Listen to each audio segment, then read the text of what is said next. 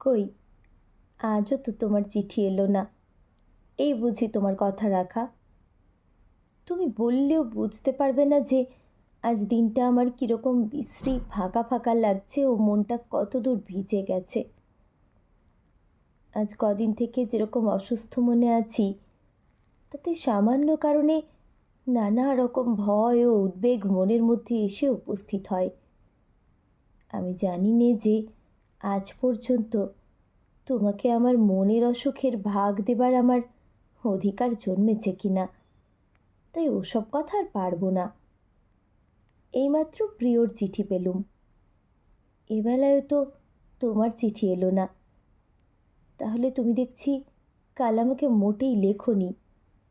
এর অর্থ কি বলো তো?